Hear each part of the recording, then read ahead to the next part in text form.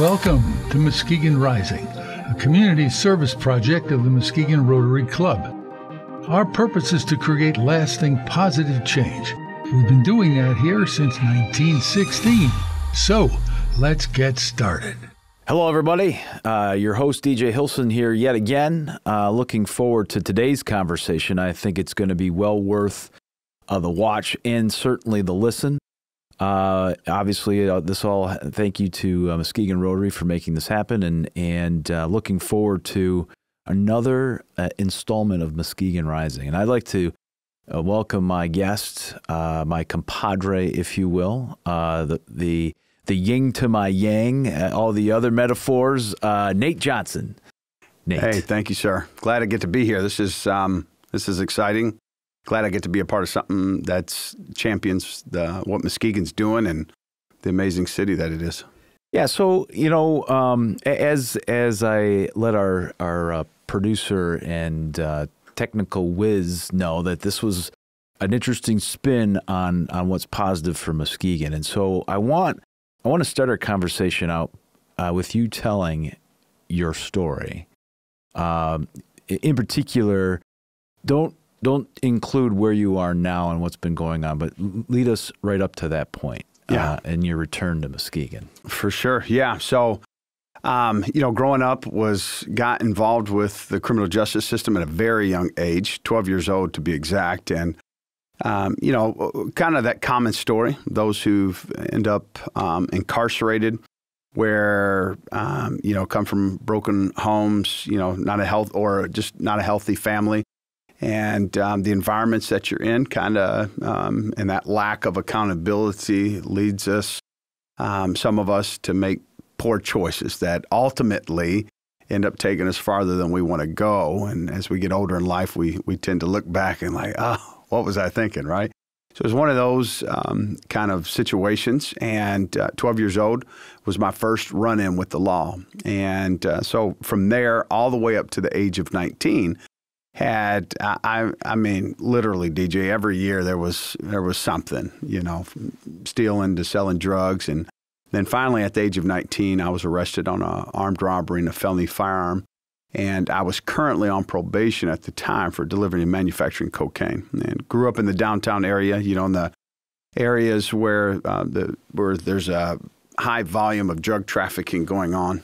And I was born and raised down there. And, the environment, I just turned myself over to it, lack of structure in the home, and not a really good relationship with my parents. It was good, but it wasn't healthy, I should say. Nothing, no abuse, none of that, but just not in a healthy place. And so, you start looking for your identity. You look for that sense of belonging. When it's not being met in the home, you start looking for it in the streets. And that's exactly what I did. And got out there and selling drugs. And after I was arrested, spent some time in jail, and then eventually received a 17-and-a-half-year minimum prison sentence because I had a consecutive term on my drug offense in the robbery case. And after a short while I was in prison, after a couple of years, got back into the appellate court, and it was just on a technicality, and got back for resentencing, and the judge switched it just from consecutive to concurrent, so it left me with 12 and a half years to do. After I was in several years, for myself, I ended up having an encounter with God, just flipped my world upside right, and made that decision that I was done with the game, done with the selling drugs, and literally spent the next 10 years or so just renewing my mind, getting my mind right, getting my heart right, getting prepared to come home. Because I deep down inside, really, I didn't want to come back. But you see so many people come back to prison that you wonder, man, can you really get free? Can you really get out and stay out? You have those thoughts come in, and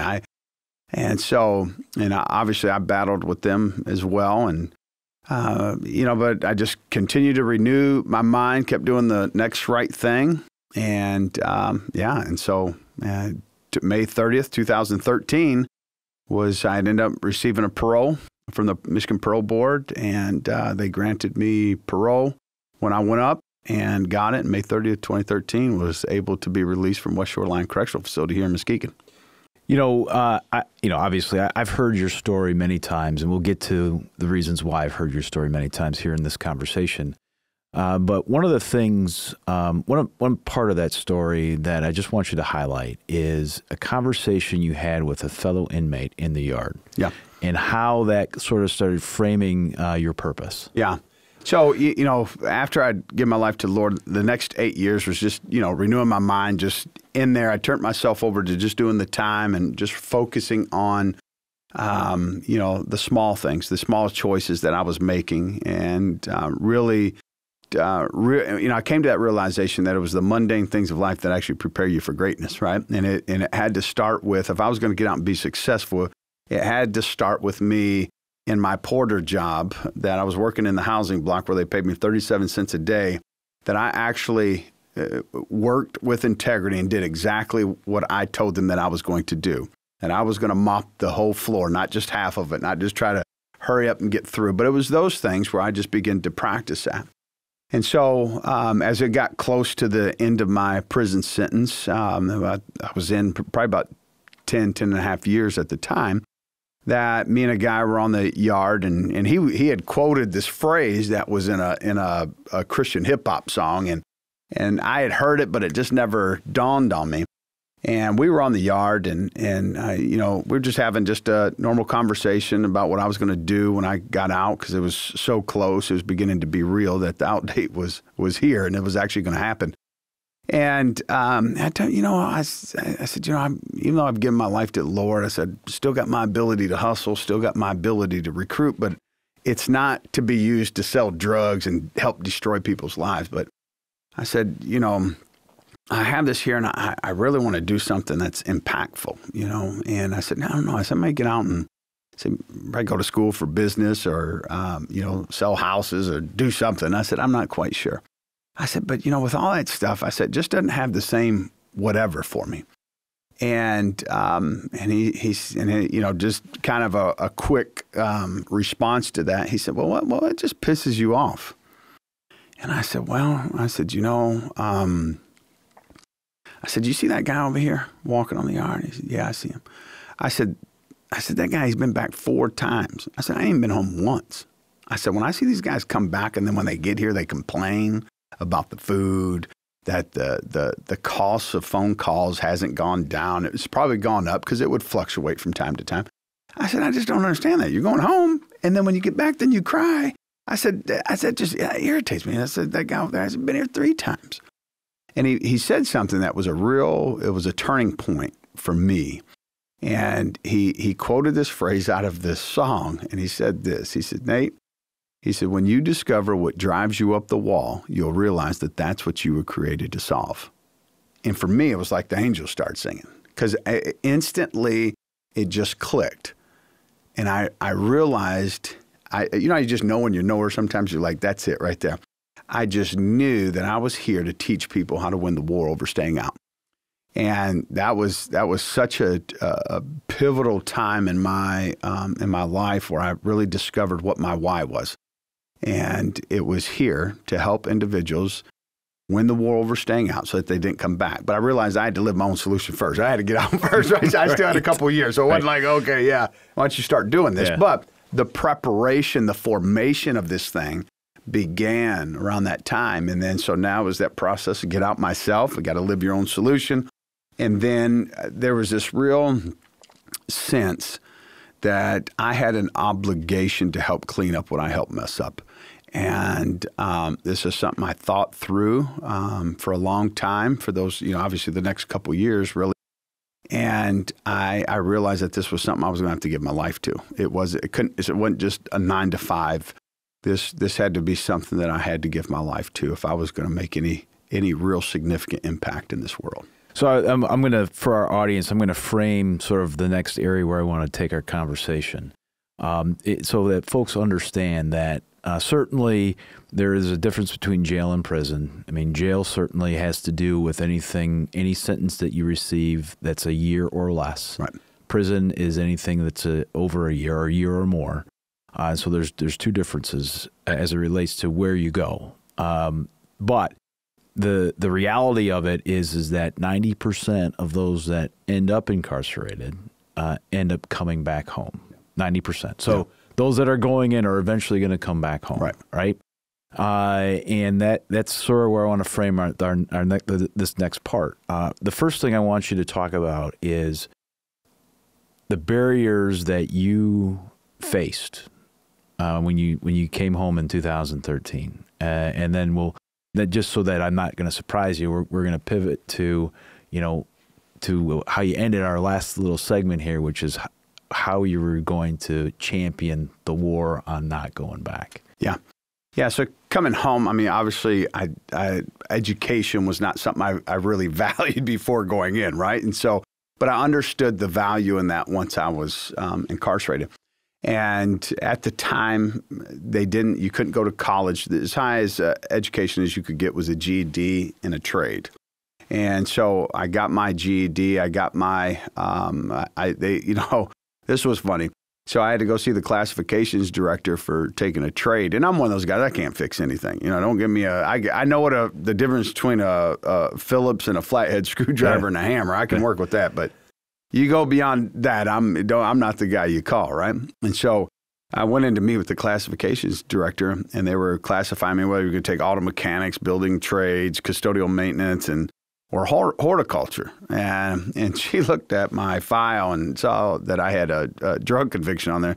She said, could you fix it? I said, I don't, and I have no desire to either. Yeah. I said, my philosophy is I always wanted to make enough money to pay somebody else to do it. I didn't want to do it myself. She said, well, I think you probably would do good in the horticulture program.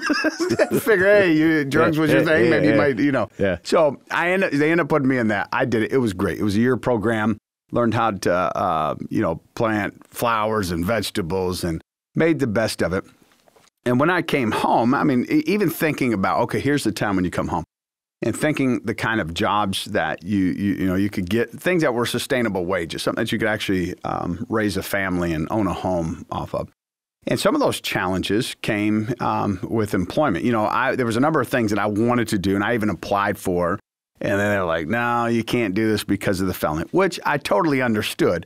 And trying to convince people of a reality that I knew, I said, look, I don't have no desire to want to do that anymore. Yeah. Just give me a chance. I promise you won't be disappointed. Obviously, that never came, but that was a chance. So I started out working at the car wash, and I just knew I was going back to the drawing board. Keep a good attitude, work hard, do what you're supposed to do, and in time, things will change. And so I did that, and then so my decision was work at the car wash for a few days a week, and then I went to college, and I did the work-study program out at MCC. I did that, and a lot of the other barriers that I faced, I think because when I came home, I was able to stay with my dad, so housing wasn't a real issue. The employment, I wanted to do certain things, but I understood there's a process here. The relational piece, I was able to put myself in a really good environment to where I could develop healthy relationships with healthy people, and not trying to develop relationships with people that were involved in the same activities before I came home. And so some of the challenges, my biggest challenge was with the employment piece, and it was more my desire. I also understood the piece. Hey, you've been incarcerated. There's this proving time, and people will be taking risk because of past behaviors. If they look at patterns, there's a strong possibility from what the paper says, right, that there could be some poor decision making that could ultimately impact them. So that was my biggest challenge right there. I'd have to say was the employment piece. And as far as like relationships, I was able to, because people dealt with me for who I was at the time. They didn't look at my past, and there wasn't residue on there that would make them think, there's some things here that are making me suspicious or whatever.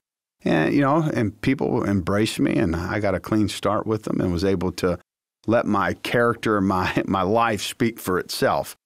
So I think employment was the biggest thing that became a real challenge for me. Now, with some of the guys that I had known coming home, their circumstances were a bit different. And so they had a number of different challenges. Some of them, the challenges were created because of their own decision making. Sure. Not just because, hey, I came home and I got all these different challenges. That's not really the case. And I think it's when the reentry, when individuals return home from prison, what's getting ready to be exposed or revealed is how you stewarded your time on the inside. And the number one thing when individuals come home that's going to determine whether someone's going to be successful or not is character development. You see, when you're being paid, even if it's 37 cents, to mop the floor from wall to wall and not skip any of the tiles, can you do that when no one has to watch you? Can you do that every day, even though you may miss a few minutes of your yard time, whatever the case may be? Can you have enough, some good work ethic, good character to do what you say that you're going to do? And it's in those times where you develop those things and not stealing things out of the kitchen because you want to do different things.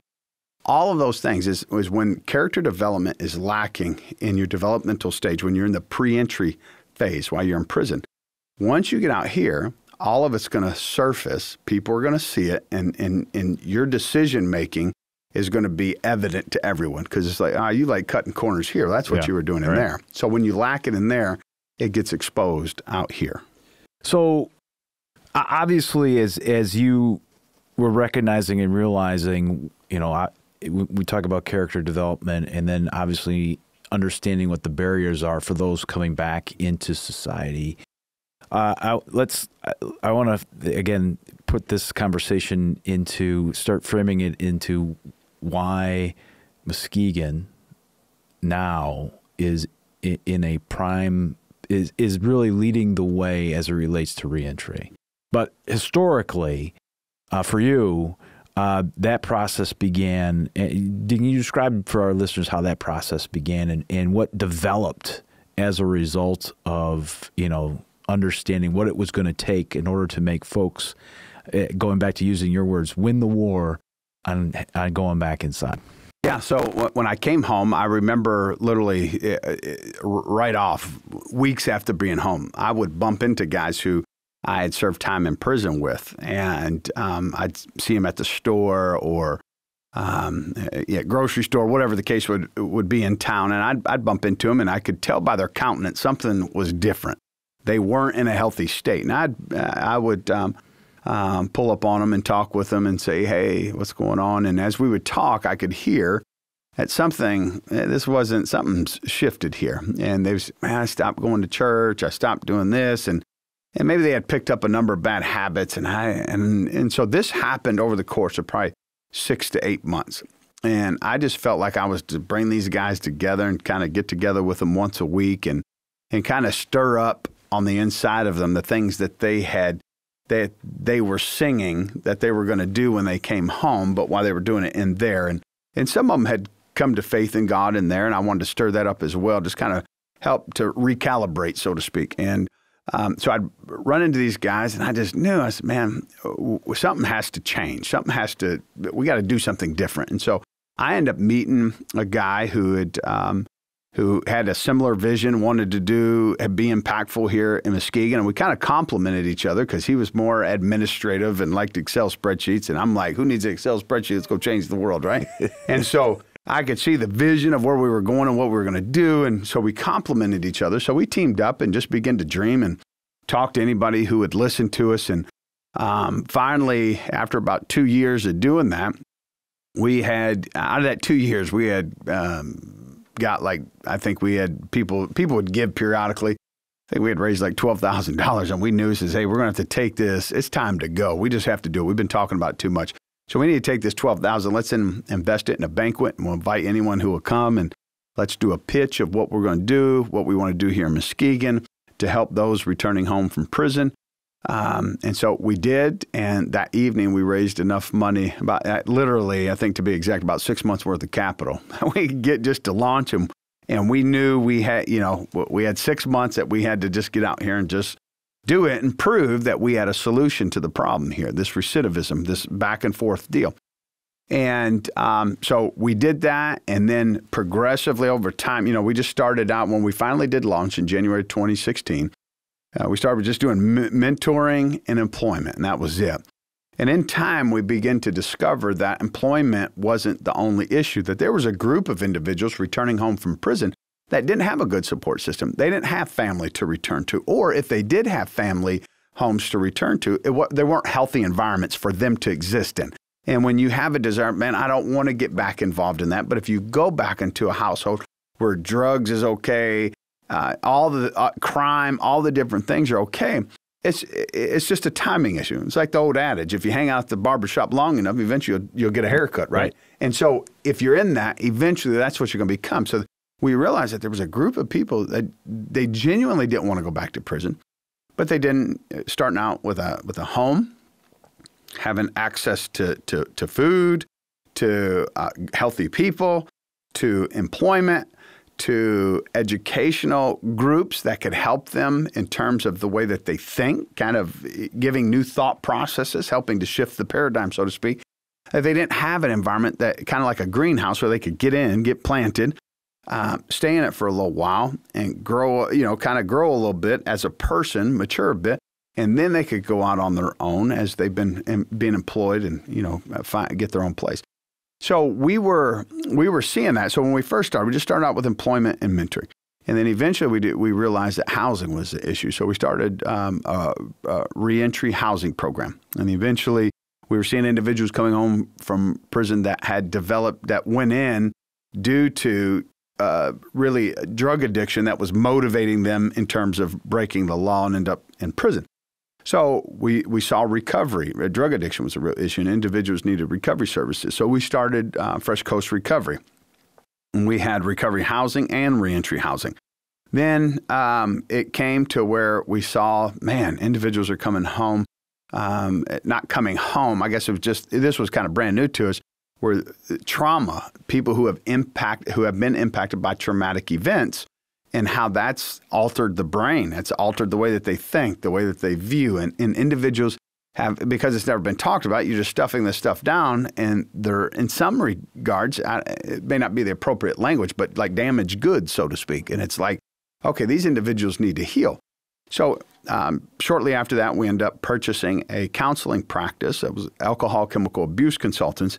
But we were able to hire trauma therapists and different counselors and therapists on staff to really deal with the why behind the what. Why do you do what you do in terms of breaking the law and drug addiction? So we were able to really help with the counseling practice to unravel the conflicted life, so to speak, provide housing. So now they don't have to think about a roof over their head, water, running water, heat, and food. And when individuals are returning home, if you could take care of those 4 essential things right there, you've won 50% of the battle.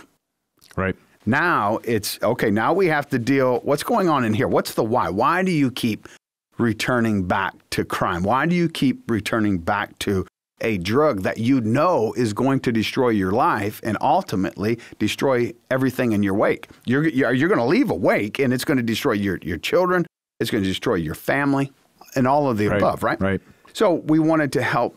How do we unravel that? And we got the counseling practice, and that dealt with a large majority. So that knocked off that. Now we're about 80%. Now, hey, we got this. So what is the other 3? 30%. It's the way that people think. And people, when they're coming home, they're looking for the sense of belonging. Right. When kids run out to the streets to join the gangs and the streets and whatnot, it's not that they're necessarily running to something. They're running from something that's not being met in the household. Right. Right? The sense of belonging should be being met in the household. When you have a healthy family there, speaking life over the children, then there's no appetite or desire to want to run out to join a gang because it's being taken care of at home. And so we really want to meet that need, that sense of belonging. And so when we can meet that need and we can provide a healthy community, the chances of an individual going back to crime or back to drug use reduces significantly. Now, obviously, now there's the battle in the mind. Can they still be tempted? Absolutely. Can you allow your thoughts can you meditate on things you know you're not supposed to think on and eventually it lures you back into them? Absolutely. But it comes down to a power of a choice then. You ultimately get to make a choice on what you want to do. And obviously, when we're talking social things, nothing's ever 100%. Right. But for the majority, right, it comes down to the power of a choice when we're able to take care of all of the necessary things. Now you get to make it. It's not that there's not going to be a fight here with your thought process in that whole process of renewing it. We're not saying it's not going to be a fight. You're going to have. You were born for a fight. All of us were. With whatever it is, all of us were born for a fight. Absolutely. Right? And in that season of their life, that is the fight that they were born for, and they can win it if staying in a healthy community, you have your necessary needs being taken care of. Now the fight to renew the mind and recalibrate fully is you're in an environment where it actually can be done. We can actually go to the next level. So Fresh Coast Alliance is the name of the organization. Yeah. It started out on a $12,000 budget. $12,000, and now the budget is roughly what? $1.2 million now. Okay. Yeah. Obviously, you have full-time staff. Yep. You have contracted staff. Yep. The location? Yeah. So we're right in the Sheldon Park neighborhood in East Muskegon. And there's a whole campus there. So we have currently about 8 homes in the neighborhood there that individuals are able to live in. We're in the former Lutheran School building on Isabel and Roberts, where that's the training center now. And so there's about 18 groups that happen all throughout the week. There's reentry coaches, recovery coach. There's an employment director. I mean, it's a one-stop shop for individuals coming home from prison. It's a one-stop shop.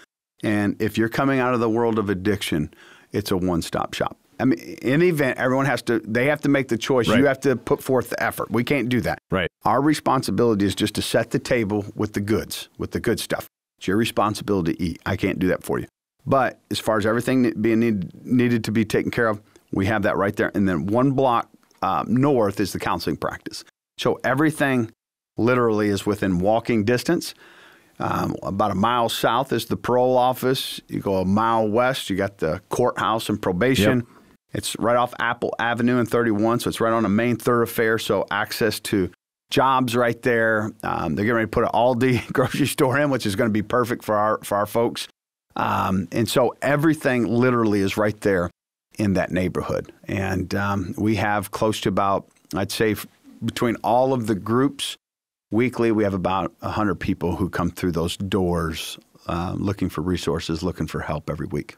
Yeah, for folks that may or are not familiar with Fresh Coast Alliance, let me just shed a little light on that it is an organization that does provide all those really important things for people who are looking for support, looking for answers, looking for help. Yeah. And not having a door shut in their face or being, prejudged because of their prior bad decision making, let's say. And so having been a part of that organization for some time now, I have seen the benefit and the power that you're speaking of, giving folks that, making them feel like, okay, I am a human, I've got worth. Yeah. I've got purpose, and now I'm just being helped in how I direct that purpose. Yeah. The cool thing is not only that, but the other ways that we're able to help divert, something that you and I get to partner in with the power of a choice with the school assemblies. And you and I get to, with a team of those from Fresh Coast, we get to go around to the schools here in Muskegon County, and it's more of the diversion piece of Fresh Coast, right? Where we get to have real life conversations, share real stories about how powerful one choice is. That one choice can change the whole trajectory of your life. And we want to encourage kids not to make life-altering decisions now. Now, we know that one conversation people aren't going to go, oh, yeah, I'm never going to make a poor decision again. Right. No, the idea is we're going in as farmers. We're just going in to plant seeds, and we're hoping that they germinate, and we're hoping that there comes a time in their life where they think back on that conversation right there, probably after a series of poor decision making. And hopefully they're not any major life-altering ones, but they come and they hear those phrases. One choice can change the whole trajectory of your life. And they think back on some of those stories that they heard, and they realize, that's not what I want. So we get to do that. That's powerful. And then we also get to help because of the clean slate laws here in Michigan, how individuals can get their records expunged, which I'm a recipient of the clean slate law.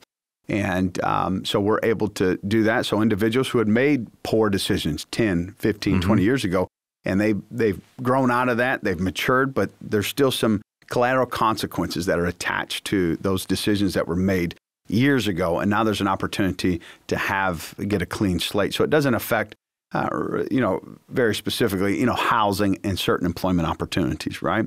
And so that right there is huge. And then, I think the one thing that I'm looking forward to is this basketball game, April 22nd.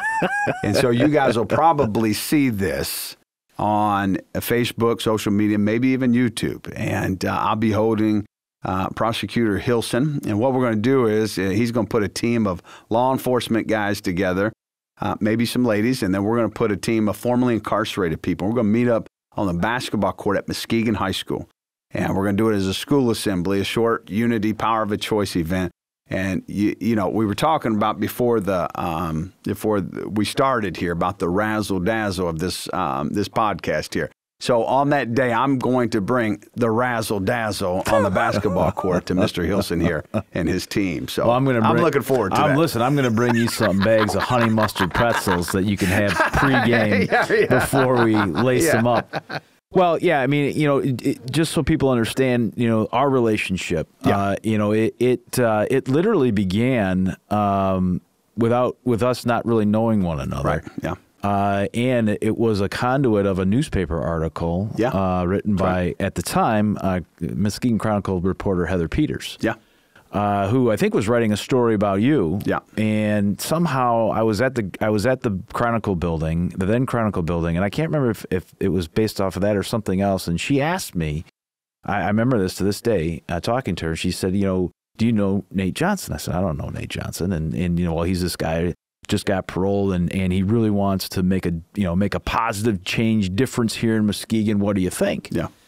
And at the time, I said, hey, look, I mean, I'm all about those that want to make those positive changes, and I'll partner with anybody that really wants to make this city and this county special. And from there, you and I got to do some events together, and then ultimately, as you've talked about, the Power of a Choice was born. Yeah.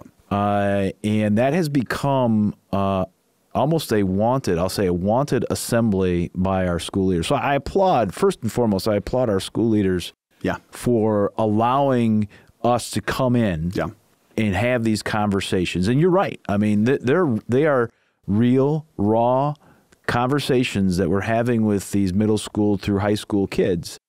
And I got to tell you, over the last few years of doing this, we have seen some really, I'd say, very powerful results, right? Yeah. I mean, we have seen students open up in assemblies that I've never seen before. Right, yeah. And for me, because I moderate, which is, I get kind of the easy job, but to actually at the end when the students are being dispersed, having, I mean, the speakers, the folks that are telling these stories, literally get mobbed by these kids. Yeah. Who want to know more, and they're hungry for more. Yeah. To me, has been a game changer. Yeah. And it's that proactive approach, right? Mm-hmm. It's the idea of, all right, we're working with those who have made mistakes and are coming home, but Fresh Coast is also being proactive and saying, hey, let's as you said, plant the seeds before they get faced with these really life-altering decisions. Absolutely. It's huge. I mean, because in our youthful naivety, we don't even have the capacity to process how powerful a choice is, right? Right. And how many people have actually heard that before, how powerful one choice, had a conversation about it at their age, right? You're talking 7th, 8th, 9th, 10th, 11th, 12th graders. Has anyone sat them down? Maybe a handful, but really sat and had a real candid conversation about one choice, how powerful it is. Every single person who's ever been to prison, it literally took between 5 and 60 seconds to make the decision that they made that ultimately costs 10, 15, 20, 30 years, some natural life in prison. It doesn't take that long. That one choice, and it altered the rest of their lives. That's how powerful it is, right? It could a decision can further your education or not further your education. It's going to have lifelong consequences to it. So you look at that, and then we have that opportunity to go in and speak to thousands of kids throughout the school year. I mean, that's That's pretty amazing. I love it. And I think that we will see the impact 5, 10, 15, 20 years from now where we're seeing students who will come back and matter of fact, there's been a couple of them. Some of them are in law enforcement now. I've gone into the colleges to speak, and they were in the criminal justice class. And they'll come up and shake my hand and say, "Oh, I remember when you came in." I'm like, "Yeah, I'm still singing the same tune, man, Power of a Choice." But they remembered that, and I was like, "Man, it was powerful, and it was impactful," you know. So I'm blessed I get to do it with you. And I think that this is really a good expression of what healthy justice is, where we can see law enforcement, prosecutor's office, and formerly incarcerated people working together on how we can solve the crime in our cities, right? Because there's certain things. I mean, think of the guys who are coming home, the unique voice that I have with them. Yep. Because of my experience, right? And in how bringing that, and then it brings other leaders who may not have the capacity to start an organization, but they have a desire to want to be a part of the solution. So we think of Big Kitch and some of the other guys some of the ladies too that are around, who now we're able to form a team of people that can say, "Hey, listen, man, we found the way out. Come on. Yeah. You don't have to stay in that cycle of defeat anymore." And then we're coupling that with, you're bringing law enforcement, you know, think of Jason and them at Perot and Scott and them at probation, and Mike at the sheriff's department, where we're bringing all of these allies together to actually solve this problem. Right. Think of the resources now that we have available because all the partnerships, and then the unique voices that we all bring, that we all in our own lane, we have these different voices with different groups, whether if it's legislators, the MDOC, people coming home from prison. That's the unique thing about Muskegon County, where we're able to reinvent this whole reentry piece and actually solve the problem. We're in the process, I think we're both in agreement with this, we want to destroy every excuse for why you would go back to prison. Absolutely. And if we can discover that here's a hindrance, here's a block, here's something that's preventing you from moving on to success, well, let's not complain about it. Let's discover the solution for it. And sometimes some consequences just have lingering effects, and we have to learn how to work with them and work through that. But it doesn't mean that life is over with. It doesn't mean that you can't enjoy life and that you can't live a successful life. You just got to find, if the door of opportunity isn't there, you just got to build one and build your own door. Right? And walk through, right? Yeah. I know a number of people who come through because of jobs being a hindrance, and they weren't within the time frame to get the regular response. They were former drug dealers. They're entrepreneurs at heart. They just got to shift that. And some of them have started businesses, and they have some successful ones here in Muskegon County. Yeah. Right in the city of Muskegon, guys that I've done time with have successful businesses, and they're doing good. They just shifted, and they're doing great. They're healthy relationships with their children. They're married, homeowners. And if you met them today, you'd never know they spent that much time in prison unless they told you. Right. It was a mind shift, and they discovered what their why was, you know?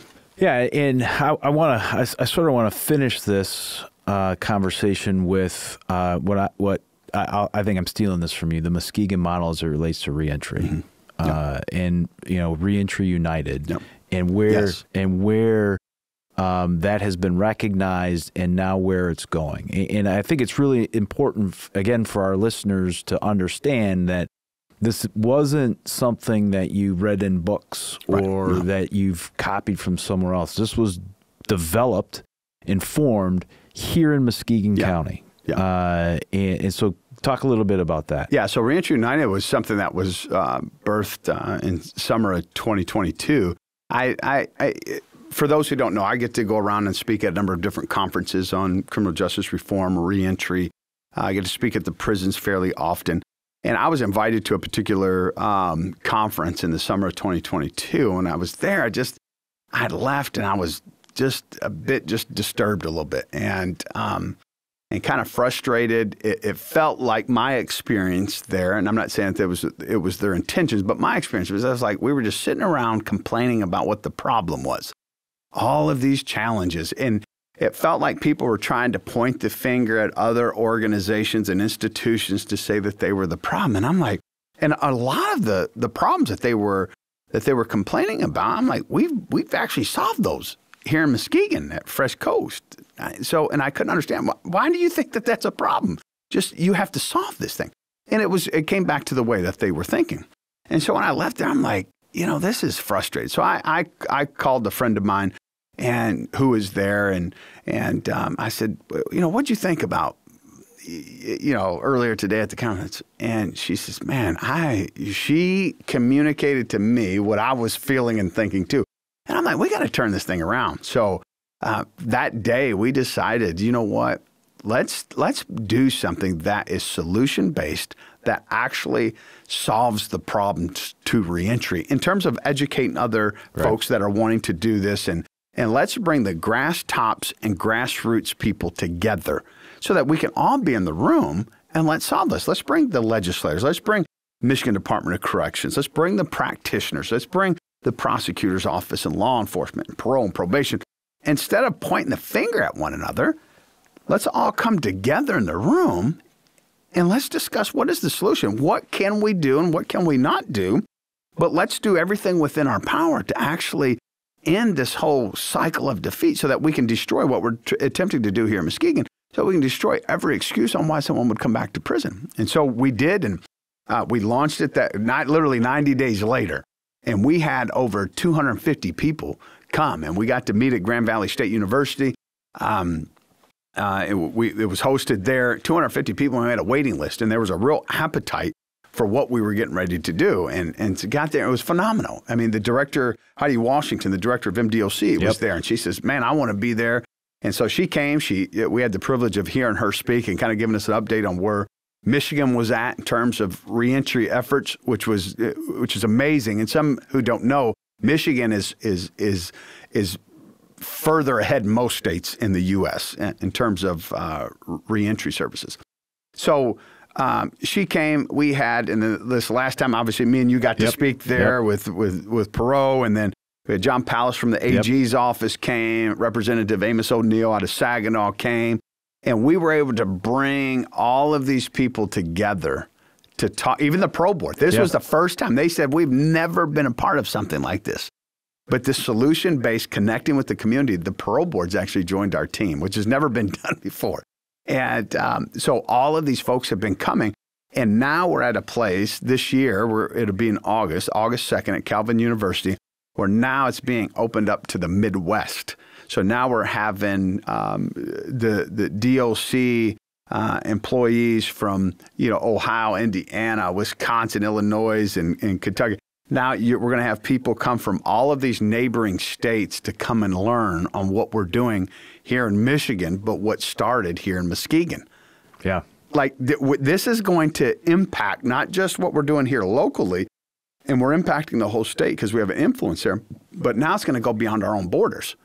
To the point to where Brian Shipman he's the chair of the Parole Board, sent an email and asked if I'd come speak with him and a couple others in Seattle, Washington at the Paroling Authorities International Conference in Seattle this May. So it was like, and part of that conversation was like, some of these other states, they're not doing this. This would be like a breath of fresh air. We need to come and talk to these other states about these things. And it's not that we can't learn from the others. Right. I'm sure they're probably doing some very unique things that we can learn from, we can glean from, and we want to.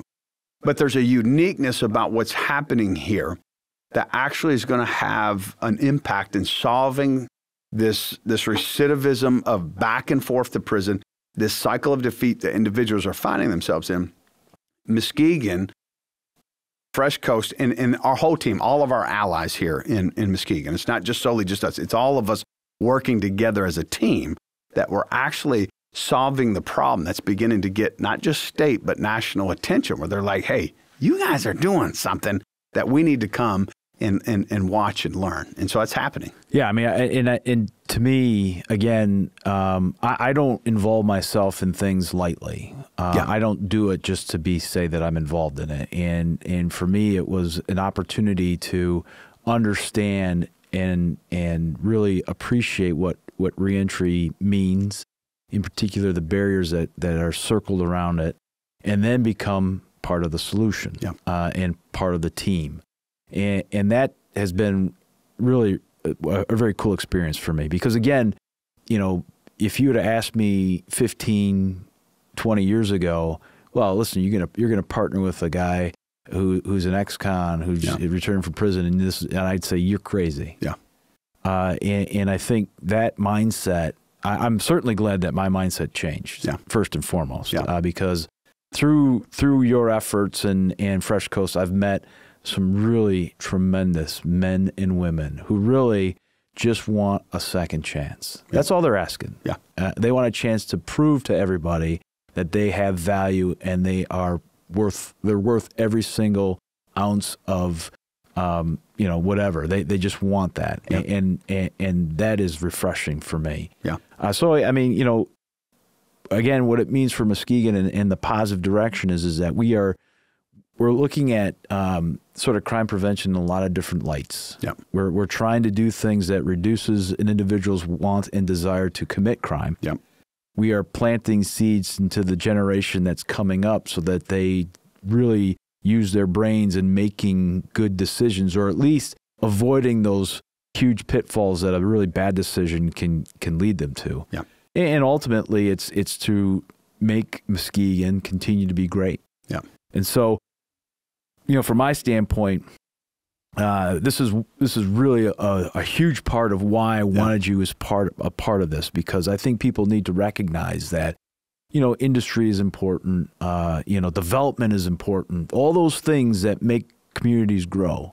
But there's all other segments of community that need support and need that balance so that, you can have that development. But the development's no good if people say, hey, don't walk into that neighborhood because, you're going to get your car stolen, you're going to get whatever the case is. Or if you go downtown after 9 o'clock, this is what's going to happen to you. There's that whole piece that is important. So, Nate, I can't thank you enough for, finding that why, listening to it, absolutely, and not ignoring it, and allowing me to sort of enter your world and be a partner. Hey, likewise, I appreciate it. I'm glad we get to partner together, and it's more than just working relationship, but friends. Absolutely. And we get to team up and bring our gifts and our talents and our voices and our influence together to really be a part of that solution and help make Muskegon safer, make it better, make it more attractive to people who want to come here. It's like, Fresh Coast and other organizations, they're worthy causes to invest into. And all of us have a role to play in our city. And we realize our lane is to gather those who have been incarcerated, who may be struggling with getting on their feet and kind of figuring some life issues out. We understand that's our lane, and that's our lane in making Muskegon better, making Muskegon safer. So we're not saying everyone has to get involved in it. It's like, hey, there's a team of us, a group of us who we've given our lives to walk with these individuals and help them get to the next chapter of their life, and in some real sense discovering their why too, so that they can join the fight and then they can get back in the fight and tell others, say, hey, look, man, we found the way out. Why don't you come join us here? So I appreciate it. Yeah, well, I have to at least respond to this idea that you're gonna walk up and down the basketball court with me. I'm not going to talk to you about my training regimen. Right. You got a ways to go. The razzle dazzle. You got a ways to go, buddy. You got a ways to let the games begin. April 22nd. Can't get here fast enough. Can't get here. Well, again, Nate, thanks for joining me today. Really appreciate it. Thanks for all you do. Appreciate you. That's it for our segment. Again, thank you to the Muskegon Rotary for allowing us to create Muskegon Rising as a podcast. And this doesn't happen and isn't a possibility without the vision and the ingenuity of Mike Vogus. Thank you, Mike, for putting together such a great program for our community.